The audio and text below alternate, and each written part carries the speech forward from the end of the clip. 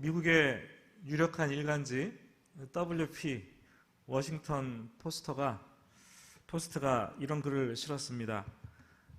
사람의 인생은 진실되지 않은 것으로 가득 차 있다. 서로 잘 아는 사람끼리 두세 시간만 얘기를 해도 거짓말을 세네 개쯤은 한다. 동의하십니까, 여러분? 지난 6월에 이태원 클럽을 다녀온 인천 학원 강사가 코로나 바이러스에 감염이 됐는데 무직이라고 거짓말을 했어요. 그래서 학원 아이들로 시작해서 과외 집안의 아이들 또 부모들까지 계속해서 7차 감염 전파를 만들어냈죠. 국민들이 그 거짓말 때문에 거짓말이 탄로 났을 때 국민들이 공분을 느꼈어요. 어떻게 이 위중한 시기에 거짓말을 할 수 있느냐. 여러분 가운데 대부분 한 번쯤은 그 보이스피싱 경험해 보셨을 겁니다. 돈을 잃지는 않아도 한번 당해 보았을 것입니다. 어느 날 갑자기 전화가 옵니다. 긴급한 소리로 얘기를 하죠. 당신의 자녀가 지금 크게 교통사고가 났습니다. 큰일 났습니다.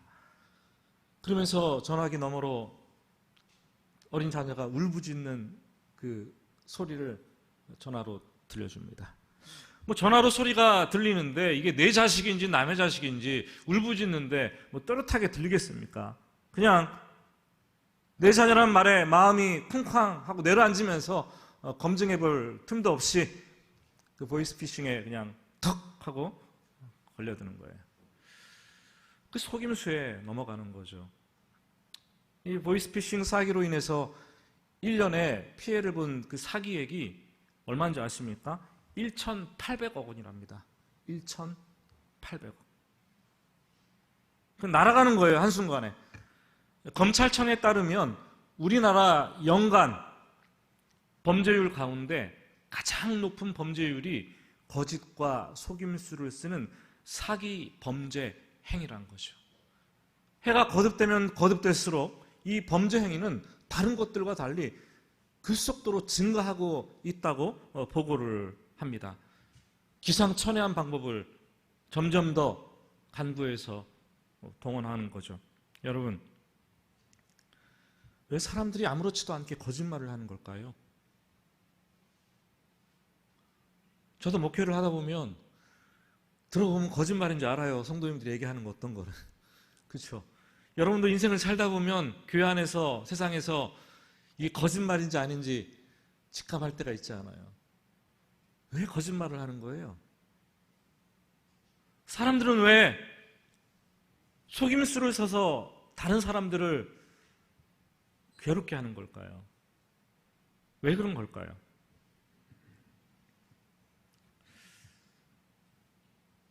최초의 사람 아담과 하와도 에덴 동산에 있을 때 사탄의 거짓과 속임수에 넘어갔습니다. 그 결과 타락하게 되었고 부정과 부패로 얼룩졌습니다. 사탄의 속성을 우리가 하나님의 형상으로 창조된 인간이 사탄의 속성을 물려받고 따라가게 되었습니다. 사탄에 매여 종노릇하는 신세가 되었어요. 그래서 요한복음 8장 44절은 이렇게 말합니다. 너희는 너희 아비 마귀에게서 났으니 너희 아비의 욕심대로 너희도 행하고자 하느니라. 우리 생각해야 돼요. 내가 지금 거짓말을 하고 있다면, 내가 속임수를 쓰고 있다면 그 순간에 지금 내 영혼이 사탄에게 팔려서 넘어가고 있구나, 그러고 있는 중인 거예요. 여러분, 사람이 사람에게 거짓과 속임수를 쓸 수 있지만 사람이 하나님을 향해서도 거짓과 속임수를 충분히 쓸 수가 있습니다. 오늘 본문은 이스라엘 백성들의 가장 큰 죄악 중에 하나가 거짓과 속임수, 신실하신 하나님과 이웃들을 향해서 거짓과 속임수를 쓴 것이다 라고 얘기를 합니다. 먼저 오늘 본문 처음 시작하는 11장 12절 말씀 우리 같이 한 목소리로 읽어보겠습니다. 에브라임은 거짓으로, 이스라엘 족속은 속임수로 나를 애워쌌고, 유다는 하나님 곧 신실하시고 거룩하신 자에게 대하여 정함이 없도다. 이스라엘은 하나님을 향해서 정직하지 않았습니다. 이스라엘은 하나님 앞에서 삶이 거짓되었습니다. 참 두려운 일이죠. 그리고 사람을 향해서 거짓말하고 속임수를 쓰는 거는 뭐 좀 그렇다 치더라도 어떻게 하나님마저 속일 수 있겠습니까? 여러분, 우리는 하나님 앞에서 그게 가능하다고 생각하지 않아요. 교리적으로 생각해 보면은 하나님은 전지, 전능 다 아시는 분이에요. 뿐만 아니라 하나님은 불꽃 같은 눈으로 우리 인생의 각 사람을 머리털까지도 다 세신 바 되는 것처럼 속속들이 깨뜨리고 있는 분이 바로 여호와 하나님이십니다. 우리는 하나님을 속일 수 없다는 것 교리적으로 너무나 분명하고 똑똑하게 잘 압니다. 그런데 돌아서면, 귀의 문을 열고 나가면 아무도 없는 혼자만의 시간이 되면 자연스럽게 하나님을 속입니다. 그게 우리의 실체예요. 신앙생활을 한다고 하지만 이스라엘 백성들은 언약 백성을 자처하면서도 성전에서 예배를 드렸지만 뒤돌아서서 밖에 나가서는 가나안 사람들처럼 그들의 삶의 방식과 그들의 가치를 따랐어요. 음란하게 바알신을 섬겼어요. 뿐만 아니라 산당에 제단을 쌓고 금송아지를 섬기면서 거짓과 속임수를 하나님 앞에서 사용을 했습니다. 7절 말씀은 이스라엘 백성들이 사람들을 어떻게 거짓으로 속임수를 썼는가에 대해서 얘기를 합니다.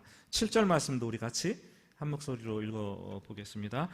그는 상인이라 손에 거짓 저울을 가지고 속이기를 좋아하는도다. 호세아 선지자는 이스라엘을 비유로 말하는데 상인이라, 그는 상인이라 라고 얘기를 합니다. 사실 굉장히 좋지 못한 비유입니다, 여러분. 이스라엘 그러면 뭐가 떠올라야 돼요? 이스라엘 그러면 하나님. 적어도 하나님을 닮은 사람들, 하나님의 성품인 정직과 공의와 올곧음과 인애와 성실이 가득한 사람들, 뭐 그런 사람들이 떠올라야지 정상이 아니겠습니까? 그런데 호세아 선지자는 이스라엘 백성들을 가리켜서 그는 상인이라, 상인이라. 이스라엘의 정체성이 상인이라는 거예요. 여러분, 이 말은요 참 그렇습니다. 오늘 제가 주일 말씀을 전하고 예배가 끝나고 이렇게 딱 강단에서 내려갈 텐데 여러분들이 집에 돌아가면서 저를 보고 이렇게 말하는 거예요. 목사님, 오늘 꼭 장사꾼 같았어요. 그렇게 말하는 거예요. 여러분들이 오늘 예배를 드리고 경건한 마음으로 가방을 손에 들고 교회를 빠져나가서 집으로 돌아갈 터인데 우리 여집사님들을 보고 사람들이 저 사람 복부인 같다, 이렇게 얘기하는 거나 진배 없는 거예요. 여러분, 기분이 좋습니까? 나쁩니까? 여러분, 하나님을 예배하고 하나님의 일을 하는데 전문가가 되어야 되는 사람들, 정말로 하나님의 성품을 닮아서 거룩함으로 가득 채워져 있어야 될 제사장과 같은 그 사람들을 향해서 호세아 선지자는 너희는 상술이 뛰어난 상인 같다, 그것도 모자라서 손에 속이는 저울을 들고 서 있는 상인이다, 장사꾼이다 라고 비유를 들고 있습니다. 여러분, 예수님 시대에도 마찬가지입니다. 구약 시대뿐 아니라 예수님 시대에도 비슷한 일들이 일어났어요. 이스라엘 백성들이 유대인의 명절이 되면은 성전 제사를 드리기 위해서 멀리서 순례자가 되어서 찾아옵니다. 그런데 제사를 드리려면 오늘날 같이 뭐 이렇게 물질로 드리는 게 아니잖아요. 몸으로 드리는 게 아니잖아요. 그들은 짐승을 구별해서 잘 간수했다가 우리에 따로 떼내서 구별해서 간수했다가 성전까지, 예루살렘까지 끌고 가는 거예요. 참 번거롭고 어려운 일이죠. 그래서 당시 대제사장이었던 가야바가 성도들의 편리를 도모한다는 목적으로 예루살렘 성전에 대형 짐승 시장을 오픈했습니다. 사람들이 흠없는 짐승을 정성껏 끌고 가지고 오면 제사장과 레위인들로 구성된 검역관들, 지금처럼 마스크도 딱 쓰고 이렇게 했겠죠. 옷도 입고 검역관들이 온갖 트집을 잡는 거예요. 통과시켜주지 않습니다. 하나님께 제물로 드리기에는 부적합. 대신 아주 비싼 값을 치르고 성전 시장에서 파는 짐승을 사도록 강요를 합니다. 그리고 사람들이 가져온 짐승은 아주 헐값으로 사들여서 다시 짐승 시장에서 비싼 값으로 둔갑을 해서 팔아치우는 거예요. 엄청난 이익을 챙겼죠. 종교인들이 장사꾼들로 바뀌었어요. 둔갑했어요. 또한 성전 제사를 뒤로오면서 성전에 들어가기 위해서는 당시 율법이 정한 대로 성전세를 내야 했습니다. 반세겔, 은화 반세겔. 노동자들이 이틀 동안 일해야지 벌 수 있는 당시의 돈이었습니다. 그 당시에 로마 화폐나 헬라 동전이 융통되고 있었는데 거기에는 그 로마의 황제 신상이나 헬라의 그 신들의 형상들이 새겨져 있었어요. 그래서 성전세를 로마 돈이나 헬라 돈으로는 내지 못하고 두로 돈으로 바꾸어서 반드시 내도록 했습니다. 근데 사람들이 두로 돈이 없는 거예요. 성전에서 환전을 해주면서 고액의 환율을 적용하는 것입니다. 엄청난 부당이익을 챙기는 거죠. 속이는 저울을 사용한 거예요. 예수님께서 성전에 들어가셔서 노끈으로 채찍을 만들어 양들과 소들, 짐승들을 다 내쫓으시고 환전상들의, 돈 바꾸는 자들의 상을 다 엎어버리셨습니다. 그리고 피를 토하듯 절규하십니다. 내 집은 기도하는 집인데 너희가 강도의 구려를, 소굴을 만들었도다. 여러분, 어찌해서 하나님의 백성들이 성전에서 장사꾼들이 된 걸까요? 어떻게 해서 하나님의 백성들이 가난한 자들과 서민들을 착취하는 상인들이 된 것입니까? 어찌해서 하나님을 예배하고 기도해야 되는 성전이 강도의 이 굴혈, 소굴로 바뀌어진 것일까요? 참 안타까운 일입니다. 우리가 오늘 말씀 7절을 볼 때 7절 말씀을 다시 한번 보시면 참 재미있는 표현입니다. 7절이. 7절은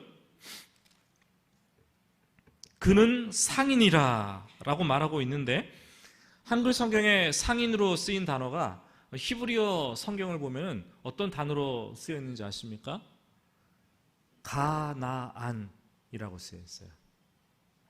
장사꾼, 상인들을 가리키는 히브리어가 가나안이고 가나안 땅에 살고 있었던 원주민 족속들이 가나안, 소리와 표기가 하나도 안 틀리고 똑같습니다. 하나님께서 가나안 땅에 들어가기 전에 이스라엘 백성들을 향해서 누누이 말했어요. 너희가 가나안 땅에 들어가면 가나안 사람들을 본받지 말고 가나안 사람들에게 물들지 말고 가나안 사람들처럼 되지 말라고 명령을 하셨습니다. 광야 생활을 하면서부터 들어가지도 않았는데 계속 가나안 닮지 마, 본받지 마, 따르지 마, 계속 얘기를 하신 거예요. 그런데 이스라엘 백성들이 가나안 땅에 들어갔을 때 그들은 속이는 저울을 사용하면서 불공정 거래를 하는 탐욕에 찌든 상인들이 되었어요. 그들은 음란하게 바알을 섬기는 가나안 사람들과 같이 되었고 그들은 세상적인 가치 방식을 가지고 살아가는 세상 사람들과 똑같이 되었습니다. 거짓과 속임수로 종교적인 타락을 가져왔고 탐욕과 이기심으로 경제적인 타락을 체험하는 민족이 된 것을 볼 수가 있습니다. 여러분, 저는 여러분도 그럴 거예요. 인생을 살면서 어렸을 때는 세상이 참 아름답고 깨끗하고 살기 좋은 줄 알았죠. 근데 어른이 되고 인생을 살아가다 보니까 몰랐던 그 불법과 부정과 부패와 비리들이 하나씩 나오는 거 아니에요? 그래서 이제는 살만한 곳이 아니라 헬조선, 지옥이라고 얘기를 해요. 우리가 사는 세상은.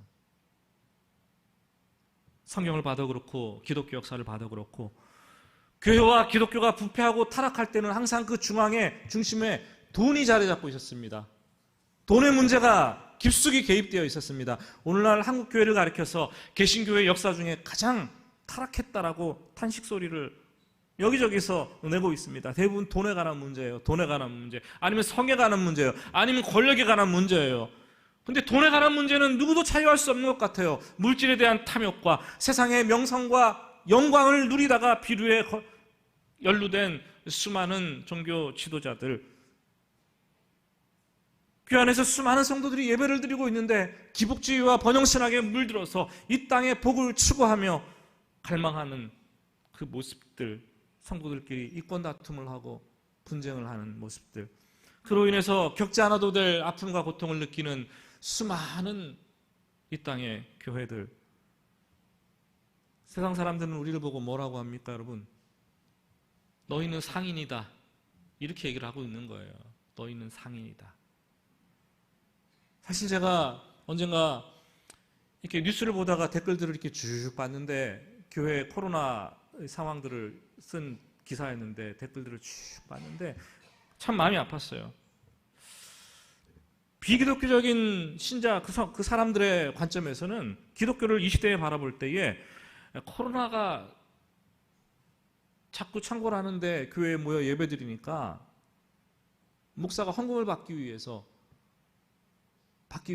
그런다라고 얘기를 하고, 교회가 사업을 좀 중지해라 이제는, 이렇게 얘기를 하는 거예요. 조롱이죠. 우리는 세상으로부터 상인이라, 사업을 한다, 그것도 모자라서 속여서 하나님 나라를 빌미로 삼아 속여서 장사를 하는 장사꾼들로 보여지고 있는 실정이 오늘 우리 기독교의 모습입니다. 우리가 그만큼 물질적으로 깨끗하지 못하고 금전적으로 부패하고 타락했기 때문이라는 생각을 합니다. 어느 시대든 교회가 금권과 권력을 등에 업고 타락하기 시작을 하면은 망하는 거죠. 지금 우리 시대의 기독교가, 교회들이 성큼성큼 그 수순을 밟아가고 있는지도 모르겠습니다. 칼빈주의 신학자였던 벤자민 워필드가 그런 얘기를 했어요. 기독교의 가장 큰 위협은 반기독교 세력이 아니다.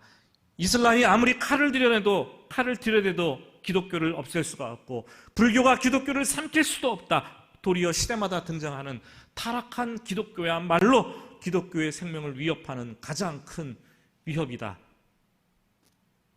동의하십니까? 우리를 타락시키는 것은 돈, 물질, 타락과 부패입니다. 교회든 개인이든 마찬가지예요. 오늘 주어진 1절 말씀을 보시면 같이 한번 읽어보겠습니다. 12장 1절입니다. 에브라함은 바람을 먹으며 동풍을 따라가서 종일토록 거짓과 포악을 더하여 아수르와 계약을 맺고 기름을 애굽에 보내도다. 하나님의 사람들이 하나님과 사람을 향해서 거짓과 속임수를 행해서 정함이 없을 때 어떤 벌과 보응을 받게 되는지에 대해서 얘기를 하고 있습니다. 첫 번째는 뭐를 먹습니까? 배고프세요? 바람을 먹으며 바람을 먹는다라고 얘기했어요. 저는 참 처음 들어봤어요. 먹을 게 없어서 바람을 먹냐? 바람은 보통 우리가 말하기를 바람을 맞던가, 바람을 피우던가, 바람을 쐬던가, 아니면 바람이 들던가, 뭐 이래야 정상 아닙니까? 우리 말로는. 근데 여기는 바람을 먹는다, 좀처럼 사용하지 않는 독특한 표현을 쓰고 있습니다. 오늘 집에 가면서 바람 부는데 입을 한번 크게 벌리고 있어 보세요. 아 하고 바람이 막 쑥쑥 들어오는데 그 바람을 먹고 나면 어떻게 될까요, 여러분? 허파에 공기가 빵빵하게 차는 거예요. 배가 헛배가 잔뜩 부른 거죠. 예? 마치 속임수와 거짓을 쓰는 이스라엘 백성들은 속임수와 거짓을 써서 한몫 잡고 잘 살아볼 것 같고 엄청난 부를 챙길 것 같은데 결국은 헛된 배만 부른 실체가 없는 내용의 결과가 없는 그러한 인생이 될 것이라는 거예요. 바람은 헛되고 공허한 것들의 상징입니다. 아무것도 남지 않아요. 아무것도. 두 번째 징벌은 동풍을 따라간다라고 얘기를 합니다. 동풍은 아라비아 사막에서 불어온 뜨겁고 파괴적인 바람입니다. 보통 이스라엘 지경에서 2월 달부터 6월 달까지 대략 한 그 사이에 50일 정도 사막에서 동풍이 불어온다는 거죠. 그러면 모든 식물들을 이렇게 말려버린대요. 동풍이 오래 불면 식물이 타들어서 말라가고 곡식들이 바짝 타들어서 완전 죽어가고 심지어 심하면 항해하는 배, 바람이 얼마나 거세고 뜨겁던지 배까지 파손시키는 그런 힘이 있다고 합니다. 동풍을 따라가는 것은 동풍은 좋지 않은 거잖아요. 동풍을 따라가는 것은 헛된 우상을 따라가다가 결국 망하게 되는 것, 그것을 의미합니다. 동쪽 동향으로 창을 내겠소라는 말이 있는 것처럼 동쪽 좋지만 성경에서 동쪽은 별로 좋은 곳이 아니에요. 성경을 보면 항상 동쪽에서 심판이 오게 됩니다. 하나님을 떠난 사람들이 갈망하고 쫓아가는 곳이 바로 동쪽이에요. 창세기도 보니까 아담과 하와가 선악과를 따먹고 반역을 했습니다. 그때 아담과 하와가 어디로 갔습니까? 에덴의 동쪽으로 따라갔어요. 동쪽으로 가는 거예요. 이거는 상징적인 표현이에요. 이사야서 40장 7절 말씀을 보면은 동풍을 따라 사는 삶에 대해서 좀 다르게 표현을 합니다. 이렇게 표현합니다. 이사야 선지자는 풀은 마르고 꽃이 시들면 여호와의 기운이 그 위에 불미라. 이 백성은 실로 풀이로다. 여호와의 기운은 우리가 아는 대로 성령이에요. 바람에 비유되는 거예요. 그런데 여호와의 기운, 성령의 바람이 불고 있는데 꽃이 시들고 풀이 마른다고 얘기를 하고 있습니다. 여러분, 예수 믿는 사람들은 우리 안에 영, 하나님의 영, 예수의 영, 성령을 받은 사람들이에요. 우리가 하나님을 영접했다 하잖아요. 성령을 받아들인 거예요. 내 안에 성령이 거하시고 나는 성령이 거하는 성전인 사람들이 바로 저와 여러분들인 거예요. 그런데 우리가 성령을 거스리고 하나님의 말씀을 따라 살지 않으면 내 속에 내주하시는 이 성령께서 너무나 고통스럽고 너무나 힘들어 하시는 거예요. 근심하기 시작하는 거예요. 성령이 내 안에서 근심하면 성령의 바람이 나에게 인생 가운데 불어오기 시작하는데도 불구하고 내가 바짝 마르고 내 영혼이 타들어가는 것처럼 시들어가고 내 인생이 말라가는 경험을 하게 되는 것입니다. 여러분, 신앙생활은 우리가 이 땅에서 누릴 수 있는 가장 값지고 복되고 유익한 것입니다. 그런데 신앙생활을 하면서 우리가 거짓으로 또 속임수로 하나님을 속이게 되면 우리는 교회를 나와서 아무리 애쓰고 수고해도 매주일마다 예배를 꼬박꼬박 드려도 정말로 오랜 동안 진드간이 앉아서 기도하는 애를 쓴다 할지라도 인생이 바람을 먹는 듯 공허해지는 거예요.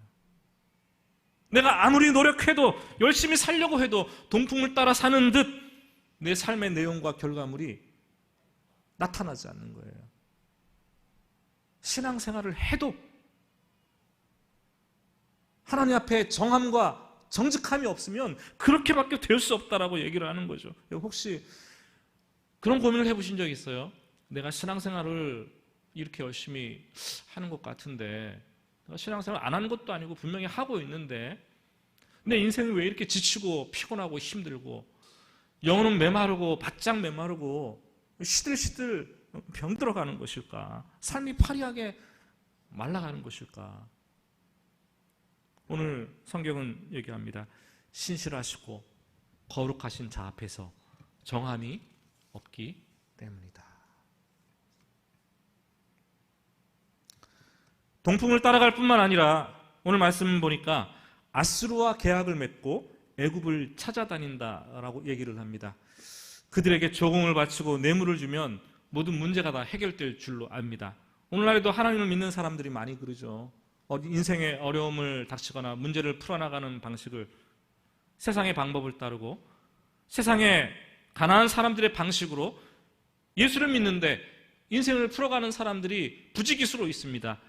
약자들에 대해서는 깔보고 함부로 대우고 강자들에 대해서는 주눅들어서 어쩔 줄 몰라서 뇌물을 주고 혹시나 도움이 될까? 그 사람이 마치 모든 문제의 해결자인 것처럼 이 사람을 쫓아다니고 저 사람을 쫓아다니고 목을 맵니다. 그런데 돌아보니까 결과적으로는 그 사람들이 아수르였고 그 사람들이 애굽이었어요. 이스라엘은 결국 아수르에게 칼에 멸망하게 되는 것을 우리는 봅니다. 호세아가 이쯤 말했으면은 그냥 끝내도 될 것 같아요. 그런데 호세아는 그렇지 않아요. 좀 더 구체적인 예를 듭니다. 너희 조상들 중에 야곱이란 사람이 너희들처럼 거짓과 속임수로 바람을 먹고 동풍을 따라가다가 어떤 결과를 당했는지 너희가 아니? 라고 질문을 합니다. 그리고 3절과 4절, 5절에 이렇게 얘기를 합니다. 우리 3절, 4절, 5절 같이 읽겠습니다. 야곱은 모태에서 그의 형의 발뒤꿈치를 잡았고 또 힘으로는 하나님과 겨루되 천사와 겨루어 이기고 울며 그에게 간구하였으며 하나님은 베델에서 그를 만나셨고 거기에서 우리에게 말씀하셨나니 여호와는 만군의 하나님이시라 여호와는 그를 기억하게 하는 이름이라. 야곱의 출생을 보면은 독특하죠. 쌍태였습니다. 쌍둥이였습니다. 뱃속에서부터 두 아이가 얼마나 싸우는지 엄마였던 리브가가 성경 말씀 그대로 인용을 하면 내가 어찌알고 심각하게 고민을 하는 거예요. 여러분 뭐 그렇게 얘기할 수 있겠죠. 뭐 뱃속에서 두 아이가 싸운다고 심각하게 고민할 정도인가. 그런데 싸우다라는 이 단어를 성경을 원문으로 보면은요 라차치라는 단어가 있어요. 라차치. 이 단어가 뭔지 압니까? 그대로 직역을 하면 크러쉬, 충돌해서 부서뜨리다, 파괴시키다라는 뜻이에요. 얼마나 심하게 싸웠으면 부서뜨릴 정도로 싸웠다라는 거예요. 이 단어가 성경 다른 곳에서 쓰인 한 용례는 한 여인이 적의 장수의 머릿돌을 위층에서 맷돌을 던져서 두개골을 깨트렸을 때 이 라차치라는 동사를 쓰고 있어요. 부셔뜨리는 거예요. 그냥 둘이 죽기 살기로 싸웠다라는 거죠. 야곱은 태어나기 전부터 누구에게는 지고 싶지 않은 기질을 가진 성품의 사람이었어요. 수단과 방법을 가르지 않고 내가 이겨야 돼요. 내가 차지해야 돼요. 내가 속여서라도 거짓말을 해서라도 짓밟고 내가 우뚝 서야 되는 거예요. 제가 이런 말을 하니까 지금 누구 생각나십니까? 여러분 자신만 돌아보세요.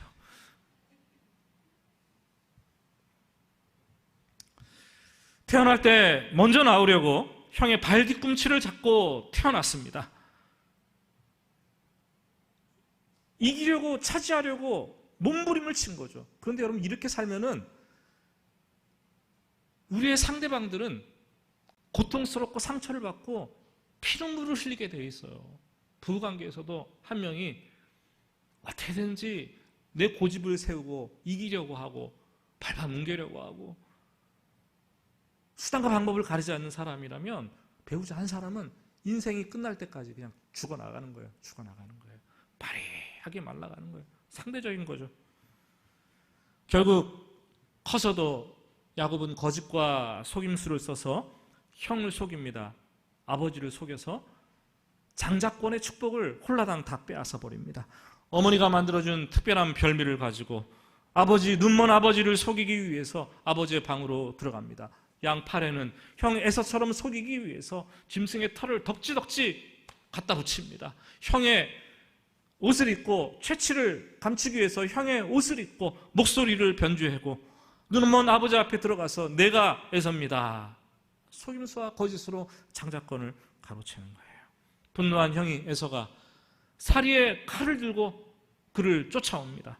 야곱은 멀리 밧단 아람 외삼촌 라반이 사는 곳으로 도망할 수밖에 없었어요. 여러분, 그 브엘세바에서 이 하란 밧단 아람까지의 거리가 거의 1000km입니다. 1000km. 그러니까 대략 이스라엘 그 땅서부터 이란 지역, 메소포타미아 문명 그 지역까지를 가는 거예요. 한 달 꼬박 걸어야지 걸리는 그 거리 1000km를 가면서 홀로 밤을 지새우고 외로운 방랑자의 인생의 방랑자의 길을 가는 거예요. 여러분, 바람을 먹고 동풍을 따라갔더니 이렇게 됐고 또 계속해서 동풍을 따라가고 있는 거예요. 얼마나 처절한 야곱의 인생이 펼쳐지기 시작을 합니까? 하나님께서 너무나 불쌍히 여기셔서 한밤중에 나타나셔서 베델에서 축복의 말씀을 주시고 은혜의 확신을 부여해 주십니다. 그리고 야곱도 응답이라도 하는 듯이 자기가 베개로 베고 자던 돌을 수직으로 세워서 돌 기둥을 만들어서 거기서 예배하고 하나님 제가 똑바로 살겠습니다 라고 결단을 하는 거예요. 그런데 그의 기질과 성품이 그렇게 쉽게 바뀌나요, 여러분? 안 바뀌어요. 안 바뀌어요. 밧단 아람 외삼촌의 집에 들어갔을 때 사랑하는 여인을 얻기 위해서 외삼촌에게 내가 7년 동안 봉사하겠습니다 라고 수고를 합니다. 인간적인 방법을 강구한 거예요. 아니, 아내로 삼을 여인이 있으면 아버지에게 가서 아버지가 저 여인을 삼겠습니다. 두 집안의 혼사가 이루어질 텐데 속이고 거짓으로 사는 인생, 자기 생각과 계획대로 사는 인생을 펼치다 보니까 7년 동안 일해서 아내를 얻고자 하는 거예요. 7년이 지났어요. 그런데 덜컥 아내로 주어진 것은 자기가 사랑하는 라헬이 아니라 첫째 언니 레아를 주었습니다. 라헬을 얻기 위해서 7년 동안 또 열심히 정신 못 차리고 일을 하는 거예요. 외삼촌 라반의 속이는 미끼에 덜컥 걸려든 거예요. 속이고 거짓을 하고 살다 보니까 나도 동쪽을 따라가며 살다 보니까 그렇게 속이는 덫에 걸려들게 된 거죠. 7년을 종살이하며 노예처럼 살다가 아내를 취했습니다. 그 후에도 야곱은 정신을 못 차립니다. 6년을 더 외삼촌 라반의 집에서 일을 하면서 보란듯이 거짓말과 속임수를 쓰는 거예요. 그래서 건강한 양떼들과 소떼, 짐승들만 다 자기 소유로 만들어버립니다. 그리고 20년을 꼭 채우고 도망에 빠져나올 때 마치 외삼촌이 없을 때 눈을 피해서 도망하는 것처럼 빠져나오는 것을 보게 됩니다. 그럼 도대체 왜 이렇게 사는 거예요, 여러분? 예? 좀 편안하게 삽시다, 우리. 좀 행복하게 삽시다. 좀 안락하게 삽시다. 영혼의 자유를 누리며 삽시다. 여러분들 중에서도 막 안절부절하면서 막 어찌할 바 몰라가지고 좀 그렇게 사지 맙시다, 우리. 하나님은 그런 삶을 원하지 않는 거예요. 고향, 약속의 땅, 가나안이 목전에 다가오고 눈에 보여지기 시작하는데 형 에서를 만날 생각을 하니까 마음이 심히 답답해지는 거예요. 걱정, 근심이 몰려오기 시작을 합니다. 형 에서의 마음을 녹이기 위해서 먼저 종들을 통해서 예물을, 뇌물이죠, 실어다가 보냅니다. 혹시 모를 공격에 대비해서 가족들과 자기 소유를 두 대로 가릅니다. 자기가 싫어하는 가족들과 보잘것없는 짐승들은 다 앞에 세우고 자기가 사랑하는 처와 가족들, 건강한 짐승들은 또 뒤에 세우고 현 에서가 우리를 공격하면 앞쪽을 치면 나는 사랑하는 가족들과 소유를 데리고 도망하리라. 얼마나 야비하고 계산적이고 인간적인 생각입니까? 여러분, 적어도 우리가 하나님을 믿는 사람이라면 이렇게 위급한 순간에 하나님을 의지해야 되는 거 아닙니까? 그런데 그때에도 인간적이고 계산적인 방법 사용합니다. 인생에 도움이 되지 않아요. 특히 하나님을 믿는 사람들에게는요, 계산적인 방법, 인간적인 방법 쓰다가 실패하는 경우가 대다수입니다. 그런 방법은 우리가 사용하지 말아야 돼요. 가끔 제자 훈련을 할 때 많은 성도님들이 어쩌다 그런 질문을 하시는 분들이 있어요. 목사님, 제자 훈련을 하는데 우리 남편이 왜 이렇게 안 바뀌어요? 제자는 훈련을 받으면 좀 아내가 좀 바뀌어야 되는 거 아닙니까? 그러려면 뭐하러 훈련을 합니까? 굉장히 도전적인 질문을 하세요. 제가 이 말을 들으면 기분이 더럽게 나빠요. 진짜 많이 나빠요. 참 어리석은 생각이잖아요. 인간의 기질과 성품이 하루아침에 고랑을 터서 물길 바뀌는 것처럼 확 바뀌어버립니까?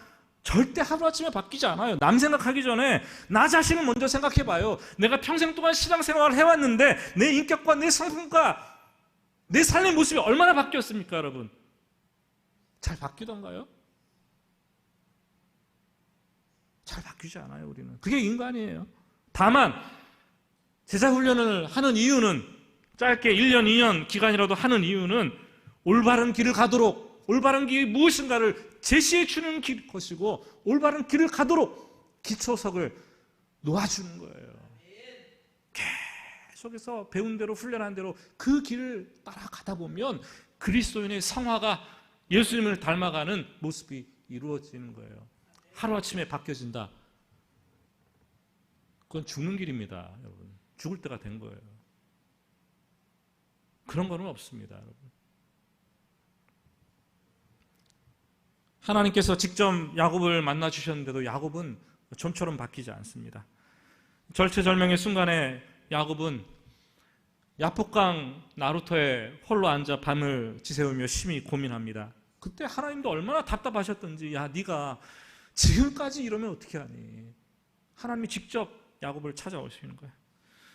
그런데 기가 막힌 것은 그때도 야곱은 하나님과 씨름을 해서 싸워서 하나님을 이기려고 합니다. 밤새 하나님을 붙잡고 씨름을 하는데 평생 거짓과 속임수를 가지고 수단과 방법을 가리지 않고 이기고 차지하고 짓밟고 올라서려고 살았던 인생인데, 그래서 남을 억압하고 착취하면서 남의 눈에 피눈물 나게 하는 인생을 만들었는데, 결과적으로 자신도 바람을 먹고 동풍을 따라가는 그런 삶을 살았는데, 이제 하나님께서 인생을 바꾸어 놓으려고 하는 절호의 기회를, 찬스를 주시려고 하시는데, 그때에도 야곱은 하나님과 싸워서 이기려고 하고 있다는 거예요. 여러분, 이 싸움은 하나님을 이겨서는 안 되는 싸움이에요. 하나님 앞에서 무릎 꿇고 항복을 해야 되는 싸움인 거예요. 자기의 인격과 의지를 꺾고 부서뜨리고, 자기의 생각과 자기의 성품을 하나님 앞에 다 포기하고 내려놓고 싸움에서 져서 나는 할 수 없습니다, 자기 부인을 하고 자기 부정을 해야 될 그 순간이 바로 지금 이때라는 거예요. 그런데 끝까지 이기려고 합니다. 그러자 하나님은 비상수단을 사용하십니다. 그의 허벅지 관절을 아주 탁 하고 쳐서 위골시켜서 넘어뜨립니다. 그제서야 야곱은 오늘 4절 말씀처럼 울면서 하나님께 무릎 꿇고 간구하게 됩니다. 하나님, 거짓과 속임수로 인간적인 수단과 방법으로 살았던 저의 인생을 내려놓습니다. 늘 내 생각과 내 계획으로 의기양양하게 인생을 살아왔는데, 하나님, 이제는 내가 하나님 앞에서 다 내려놓습니다. 하나님께서 이끄시는 대로 나를 사용하시고 내가 하나님만 바라보고 나아가기를 원합니다. 하나님께서 주시는 축복, 세상의 축복이 아니라 내가 이제는 그것을 하나님 받기를 원합니다. 그렇게 울면서 간구를 했습니다. 말씀을 정리합니다. 오늘 말씀을 들으면서 중요한 질문 하나를 우리는 던져야 합니다. 나는 야곱처럼, 이스라엘처럼 거짓과 속임수로 하나님과 사람에 대하여 바람을 먹고 동풍을 따라가는 인생을 살아오지 않았는가? 그 질문을 던질 때 호세아 선지자는 6절의 답을 우리에게 주시는 거예요. 6절 말씀 우리 한 목소리로 같이 읽어보겠습니다. 그런즉 너희 하나님께로 돌아와서 인애와 정의를 지키며 항상 너의 하나님을 바랄지어다. 하나님을 바라보려면 여러분 먼저 나에 대해서 집중해서 살펴봐야 돼요. 내가 살아온 인생 여정을 꿰뚫고 돌이켜보면서 절망과 좌절을 느껴야 됩니다. 내 안에 선한 것이 하나도 없다는 것을 비로소 절감하기 시작할 때 내 인생 밖으로부터 오는 도움, 하나님의 손길을 그때 비로소 우리는 구하게 됩니다. 사람은 진짜 잘 바뀌지 않아요. 여러분, 진짜 잘 바뀌지 않아요. 그러나 눈을 들어서 우리가 하나님을 바라보기 시작을 하면 그때부터 하나님이 우리를 바꿔놓기 시작을 합니다. 하나님을 바라보면 더 이상 내가 일하는 것이 아니라 그 순간부터 하나님이 일하는 거예요. 하나님이 일하는 것. 여러분들이 누가 바뀌어지기를 원합니까? 여러분 바뀌어지기를 원합니까? 내가 바뀌어질게. 믿지 마세요. 안 바뀌어져요. 죽을 때까지. 오히려 여러분들이 하나님께서 바뀌어주시도록 기도하는 것이 훨씬 더 빠른 지름길인 줄 믿으시기를 바랍니다.